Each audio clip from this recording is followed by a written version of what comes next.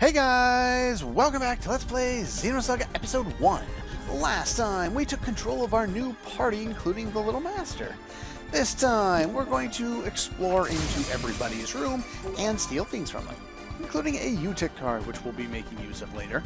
Now, this is something I forget every time I play this game, but yeah, anyone who's played the entire series may or may not, depending on whether they remember this, be surprised that this is here.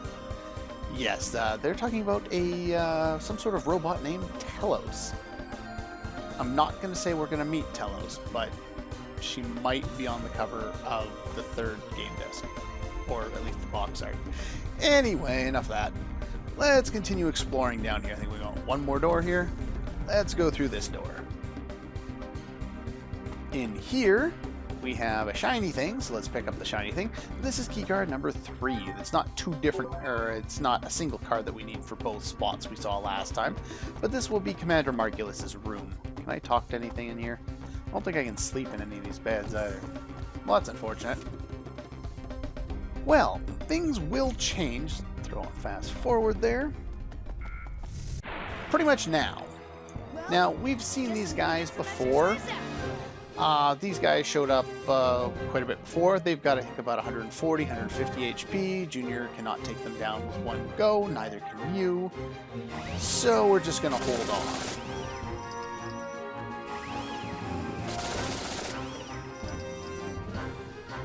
And I think you can take them down pretty easily. Yeah. Tends to do criticals a lot of the time. Let's just go for the tried and true.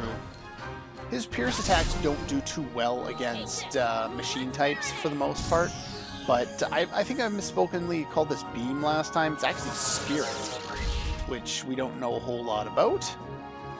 How much damage can we do with one attack? Do I need to do a second one? I do not. One shot. And I got a piddly times 2. Oh well. Should have another chance to attack here. And might as well show off Prelude to Battle one more time. We won't be seeing it a whole bunch, and I think I would have taken him down even without it, but yeah, but does about double his normal attack damage, because his normal attack damage is also basically just pierce and line, which is what Prelude to Battle is. Anyway, as you can see, the enemies, specifically the soldiers that we've been running into, have been now replaced, and they've been replaced with those crab guys. So we've seen the crab guys before. Again, in Pleroma, we're on a U-TIC ship, so it doesn't surprise me that we're seeing the same enemies over and over again. But since we have different party members this time, there's a slightly different strategy. Most of these have stuff in them, not all of them. The last one has something special for us in there. And we get ether upgrade, tech upgrade. That one's pretty good. This one causes a wee bit of an explosion, and soldiers come after us, so I'll have to take care of those guys who are running down the stairs after me. Okay, even though it showed 2 soldiers running down the stairs, I guess there's only one that came at us, or at least only one battle out of it. And yes, this is backtracking that we've already, kind of done.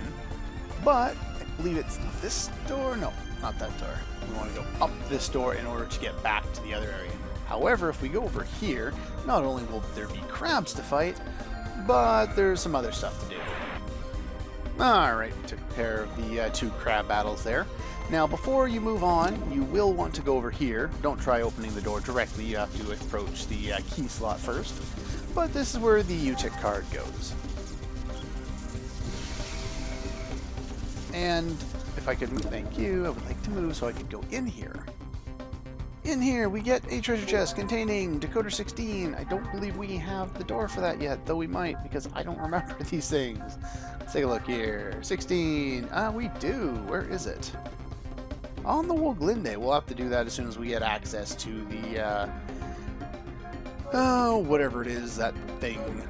The EVS plate again. But in the meantime, you could go down below and take care of those guys, or we could head up here. This way works too. Fast forward helps. Go through this door. And we should now be able to open these. Now, at this point, everyone has kind of moved positions once we open this door. Everyone knows where they're going and where the bridge is. That's one of the things they mentioned before, is because the organization of the ship is so different. As you can see, the guys that were down here are no longer there. We have one guy over there, which I will deal with later. But, yeah. I'm going the wrong way, I think. Yes, I am. We can go straight up there and progress with the plot, but this is a guy I'm going to have to take down over here, or he could disappear. That works too. It's just we have some funny lines out of the guy that's still in here. Can't drop what I'm doing right now. Looks like you got the keycard. Good, good. Prisoner, he disappeared when I looked away for a second. I don't think he called for additional reinforcements. I think he probably just got in an escape pod and ran away. And how do you know this?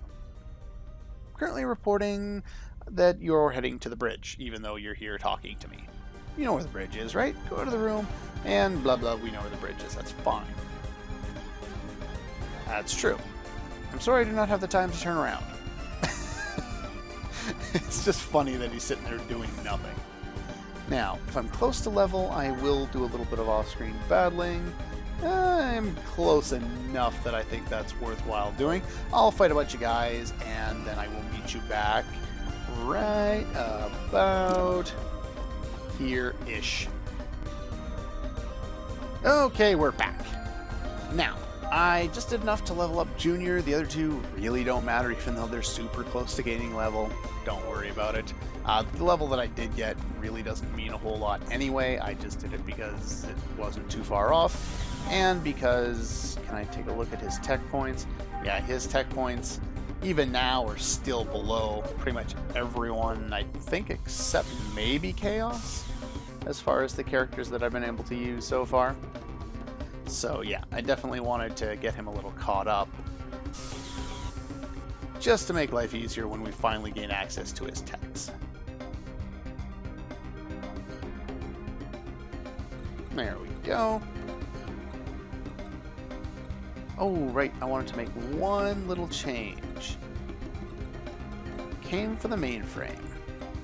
Let's take care of it quickly. While you're doing that, I want to change my equipment really quick here. And I kind of want to keep that beam coat on, but 20% versus my speed, I don't think it's worth it. But you do want the scope for this. This will make life quite a bit easier for me. Alright, what do you have to say? Anything? Yeah, I did not want to talk to you twice. Go away. And pretty obviously, let's go to the big shiny thing in the middle of the screen, and we'll play with that for a while.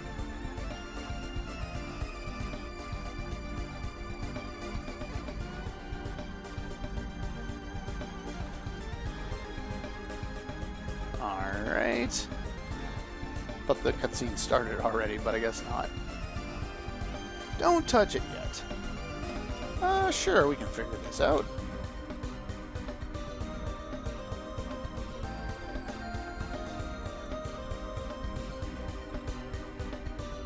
Doing a whole lot of staring, not a lot of anything else.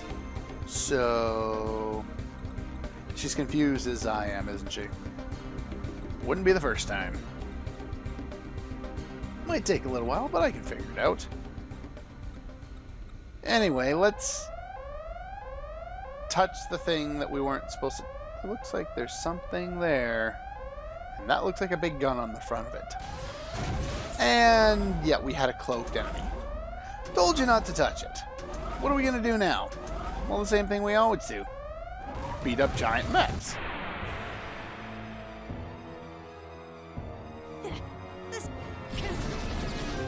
Ow. If you do get a turn prior to the start of the battle, I would recommend that you guard with Junior. That would probably help. Speaking of other things that I would much rather be doing, you could go in his eggs and make the battle super easy. I'm going to guard. Now, the reason I'm going to guard is because, well, let's start with an attack here. You just stood on Junior as you attacked. Or it could not work. There you go. it has a high chance of counter boost, and the more you hit it, the more his counter boost goes down. However, when he does counter boost, he does this attack and does quite a bit of damage, which means I need to keep Junior's HP up, and so having him do pretty much anything but healing and guarding at this point, probably not the best plan. Since he didn't guard that time, I'm going to guard with these two and get them set up. Hopefully he doesn't do that, but he did anyway. That's fine, whatever. Basically, if you attack him a few times, eventually his boost, counter boost will drop. And that's what I'm going for here. So I'm going to guard again with you, and you're going to go for the W act. There we go. And it's down to 25%. Now it's not so much of a problem.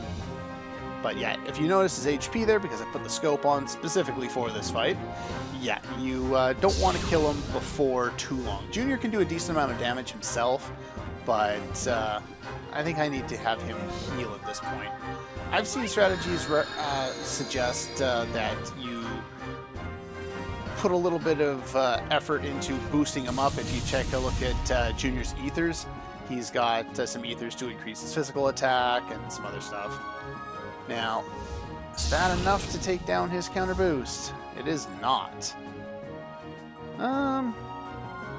Yeah, well, let's just take a look at him. He's got Psycho Arm to increase his physical attack, Ether Flare to increase his ether effect.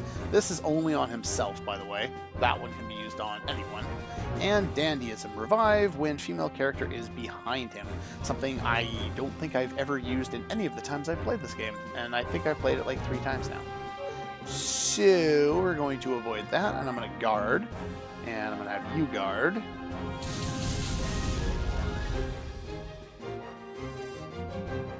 Now, I don't think I want to attack with you. I'm just hoping to get Junior in a bit of a better position here. Maybe we'll attack. Yeah, his damage isn't great. I might be able to go straight for the victory. One thing you may want to do in this fight is check out where you are, and you may want to, like, if you're playing it on an emulator, you may want to make a save state. So that should take him down. And I got points spent for, and I disabled counter boost. Junior didn't have to do a damn thing in that fight. Now, there are 2 drops from this guy. Very nice. And I got the crappy one. He also can drop like a boost something or other.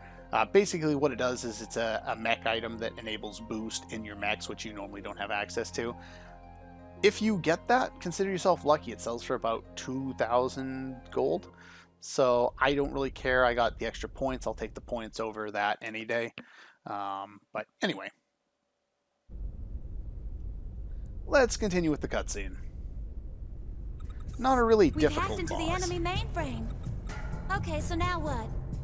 Break time. Shall I copy or transmit it? They've already entered the manual override code. The partitions are being deleted.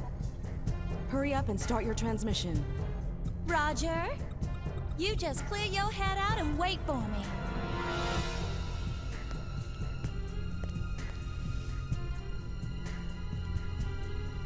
So, what the...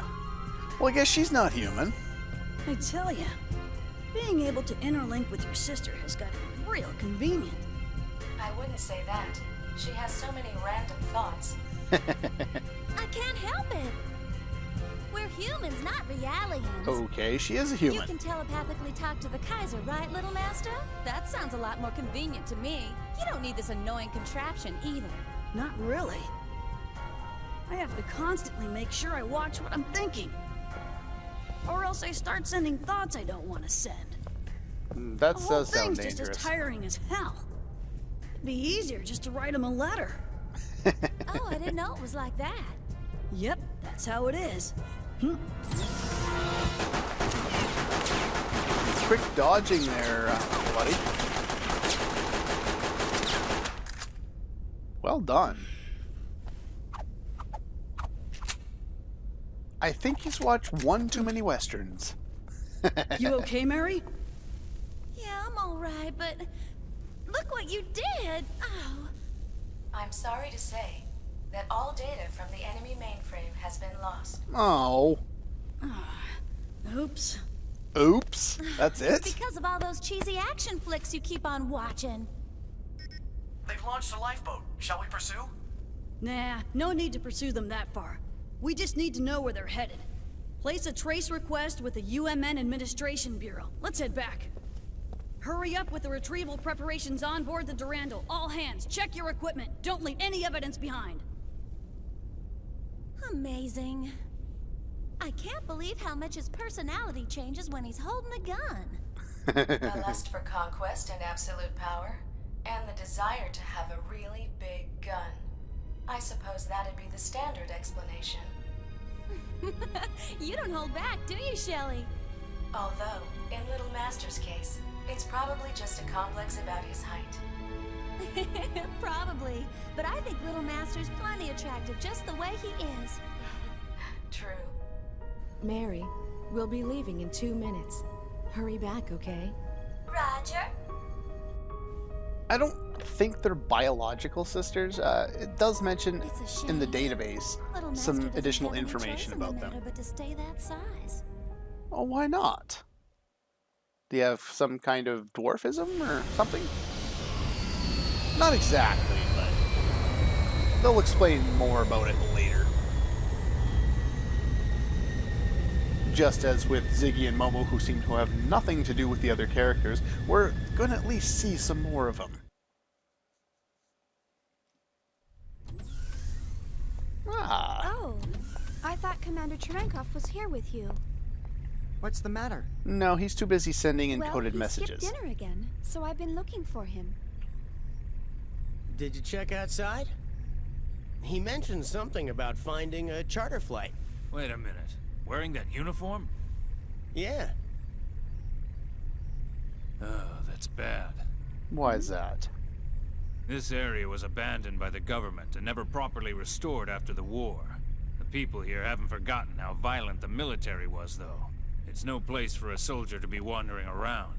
And even Is it though really he's that with dangerous U-TIC, here? he's wearing a Federation Well, uniform. that's fine if you're a civilian.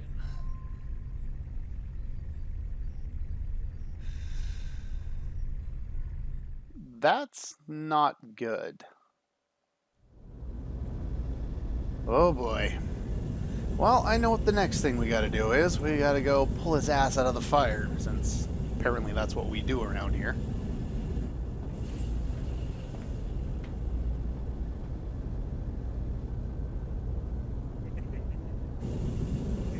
Oh, he's being stalked already, it seems.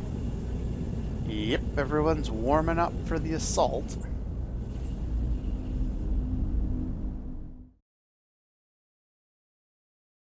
Well, Well, in that case, we better go find him before anything happens. sounds like a good plan. Yeah, you're right.